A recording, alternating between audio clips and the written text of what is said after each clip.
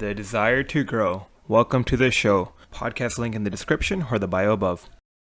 Talking more about, I guess, so you did stop there, like you did finish school. I guess going more into like the TMX part now. So Sure. getting into this rotational program, I feel like it does get tough, especially when you're like, I don't know if University of Ottawa is like an Ivy League school or anything. Sometimes it's tough to get into these rotational programs. Tell me that whole process of how you kind of got into the TMX and your journey kind of there too for the 2 years. Yeah, sure. So again, well, first of all, Ottawa U is not an Ivy League, and that's okay, right? I was actually very grateful I didn't go through an Ivy League.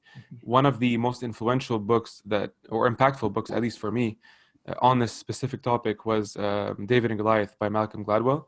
And he literally has maybe like a 40% of the book talking about this, big fish, small pond kind of theory. And that's how I felt at Telfer, right? I felt like all the students that I was friends with were genuinely amazing friends that I'm still that I still have these friendships to this day. I felt like when I graduated, and this is not me, just like people know how close I am to the school, and for a good part, dude. Like I just think that was important in this whole piece, right? The opportunities that you get, especially again, if you're that proactive person that reaches out, if you're successful and a performer, you get more of the spotlight, which is great, right? Mm-hmm. Anyways, the way this all came about. So remember I told you that there's this financial lab, right? Yeah. In third and fourth year, I actually signed on to be part-time, right, as a lab assistant. So helping students with their courses leverage these Bloomberg terminals for their coursework. And I thought that was cool. Part-time, it's at school, why not, right? It's kind of easy to do. And I loved being in that environment. In the close to the end of the third year, everybody was, as you went through, like everybody was applying to like 300, 400 online jobs and all these online applications, and everybody looked so stressed, dude. And I'm in this lab, and a buddy of mine comes up and he's like, George, where have you been applying to? Time is running out. And he just looked so flustered. And I'm like, to be honest with you, man, I haven't applied to anything yet. And he's like, what? Like, stop your BSing. Come on, man. I know you're always on top of this stuff. There's no way you're not. And he's like, well, if you're not doing that, like what we're all doing, what are you doing? And I'm like, dude, well, think about this. If you just told me exactly the answer as to why I'm not doing it the way you're doing it, because if everybody in our class, and that's about 100 people, if everybody's doing exactly what you're doing, how am I going to stand out? That's stupid, right? I'm not going to do that same formula. And he's like, okay, well, so what are you doing that's different? And I said, I've spent the past 3 years with TNV, going to Toronto, meeting these people, networking, grabbing coffee, which became the name of my podcast, right? I was doing all of this for this moment. I've been building my network so that when I go to apply, I'm applying to firms with individuals who I respect, who not necessarily look up to, but like I whose personality I can resonate with. Like this is someone who I can align myself with for the long run, and it's a company I'm excited about. And so the way I'm applying is sending a quick LinkedIn note, maybe an email. Hey, XYZ, just wanted to let you know I found this incredible opportunity at the firm. Anyways, I know we've been friends for quite some time. Hopefully we can catch up on the opportunity. Just click, right? And maybe they're going to pass the resume. Maybe they can throw a name. Just this small, slight leverage that you're going to have over everybody who just applies online with no context, no warm intro. Yeah. So anyway, and in doing this, I end up, I'm like, okay, so who are the 10, 20 people? I made a list, literally. I made a list of all the people who I'm close to, or who I've gotten close to, and who work at places that I figured would be interesting. One of which was Jean de Gagne, who was our sponsor at TNV and became a mentor through our university. And I'm like, TMX, but I'm like, dude, what am I going to do at TMX? Like at that time, I didn't really know what jobs they would have from an exchange perspective. I didn't really have much information. And I look online and I'm like, a new associate program. I'm like, hold on a second. And I've never done an associate program before. I didn't even know what that was. I read the description. It's a 2-year program, 6 months rotation. You get to see different parts of the exchange. I'm like, well, this is perfect for someone who doesn't really know, which pocket of the exchange they want to get into. Yeah. Anyways, I send Jean an email. I said, et cetera, et cetera. I explained the context. He literally just replies, good luck, period. I'm like, all right, dude, I guess, we don't want to have any conflict here. So Yeah. I understood why he did that. I show up to, anyways, I do all the calls, and funny stuff, funny things happen during those interviews. Some good, some bad, but luckily I got to the final interview. So we did 3 in total. We did a call, like actual phone call. The second one was on Skype. The third one was in person. Mm. The third one was in Toronto. Okay, keep in mind I was in Ottawa.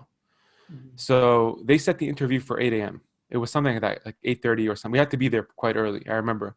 My Mhm. parents and I drove from Ottawa to Toronto the morning of. So we literally woke up at like, we left at like 4 or something, got there at whatever. No, we probably left at like 3 even. Anyways, got there at 6. Dude, we stopped at a McDonald's. I changed into my suit at the McDonald's. I get to this final interview. There's 20 of us. Wow. Okay, 20 of us. Everybody there, I would say maybe 80% are from Ivy League schools Mhm. in Canada, right? They're not like Harvard. Like we're talking UBC, Queens. People know in Canada what I'm referring to. Yep. McGill, the top schools. I was the only one from Ottawa U. So I get in the room, and we're kind of having small talk. They had a little bit of a breakfast. We're talking in this big conference room, and everybody starts kind of smirking, like, "Oh, the Ottawa U," like, "All right, well, one down." If there's 20, now we're only competing with 19. Thank God. Like, the law of averages, right? UFT's there, and Yeah. anyways, I'm like, it's all good, baby. Let's go. Like, this is perfect. Actually, I need more of this. Keep fueling my fire. I end up doing 2 interviews. The final one, and here's how funny how things turn out. The Mhm. final interview was with John McKenzie, who at the time was the president of, or sorry, the VP of finance or the CFO at CDS, one of our businesses, the depository. He's now our CEO, Wow. right? So imagine how far things, and this was like 5 years ago. Wow. Anyways, it came full circle.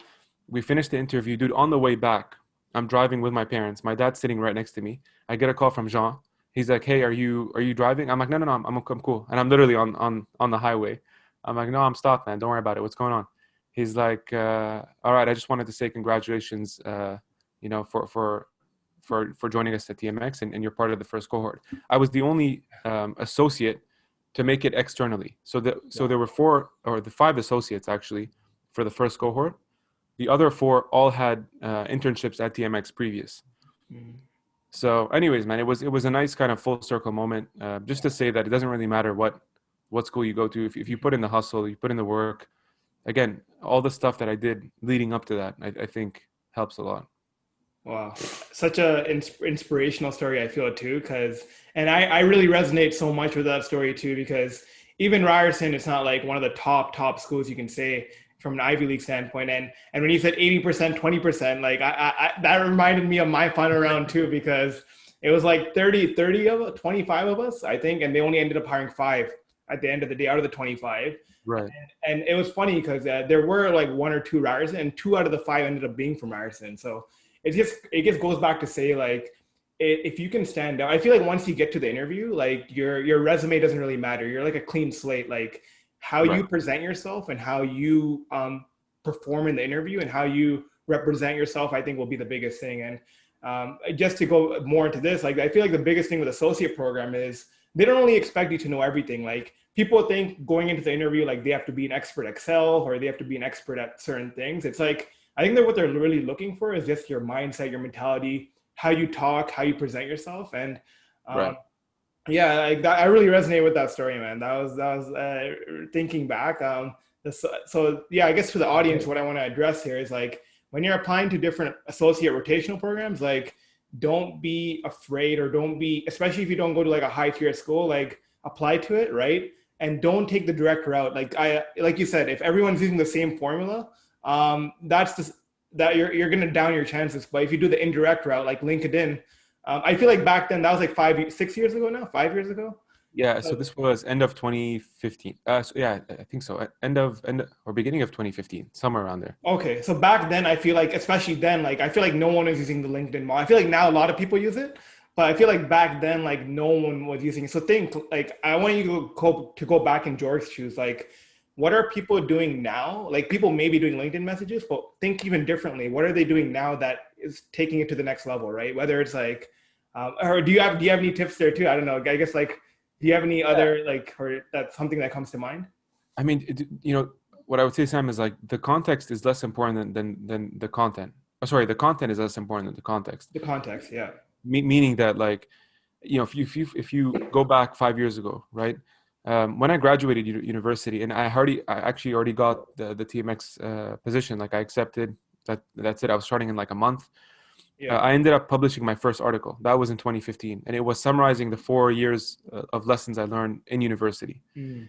And before I pressed that send button, I was so nervous, right? I was scared, and I was like, dude, what if I just got this position? What are people gonna think? I just graduated. Who am I to say what these lessons are and whatever? So there was always like this doubt, but just execute, right? Like pushing it out, putting it out to the world. I think that gives you a bit of confidence. The other thing is, to your point, dude, I spent 3 years, man, 3 years building this relationship with Jean, right? Going for drinks, going for coffees. If he's judging at a competition, I'm at that competition, Mm. right? Like if he likes articles, for instance, I'm thinking about the things he likes, which he likes geopolitics. I kept sending articles to him all the time. If he gives me advice, really internalizing it, but like in a month, sending him a quick note saying, "Hey, dude, I actually applied one of the things you mentioned," right?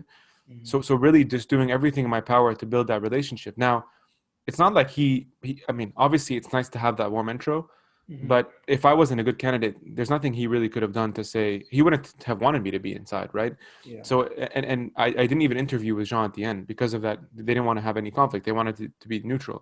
Mm. Nonetheless, though, I still put in all that effort to just differentiate a little bit, right? Obviously, that's going to make a difference.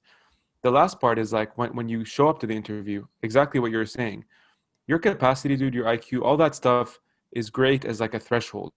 But Mm. if you're coming from a somewhat of a good university and you make it to the final interview, Mm. everybody's at the same baseline at this point. That was my mindset, Mm. right? At this point, like now that we've gotten here, Mm. all your IV, like the brand, all that nice stuff that you got, none of it matters anymore. Now it's just me and you, like personality to personality. And Exactly. whoever is going to make a difference, whoever thinks or whoever TMX thinks is going to be a better fit, Mm. that's who's going to make it. But I remember the night before, I was literally lying on my bed and I Mm. had a notepad. And I had this like I kept I don't know if you listen to Les Brown, motivational speaker, but I swear to God this is true. Like just kept it was on YouTube. It was like an hour or something, and Yeah. I kept telling myself, "There's no way I'm coming back home without this. Like this is gonna be a for sure win. There's no way. There Mm. is no room for that." And I was thinking of what story I can tell them because I knew one of the questions was why this program versus another, or what do you think is important about this program? Mm. And so I prepared the story, and I actually made the analogy to the bamboo tree, if you know the story there. But the fact that like you plant seeds for this tree to grow, it doesn't grow the first week, the second week. The farmer goes and puts water, takes care of it, perfect temperature. Yeah. You couldn't make the conditions better for this bamboo, and it doesn't grow for months on end. I don't know what the exact timeline is, Yeah. and eventually, after a long, long, long time of taking perfect care of this one thing that doesn't seem to grow, right? Eventually grows like 80 feet tall within a couple of days. Mm. So anyways, that was kind of my analogy to the program.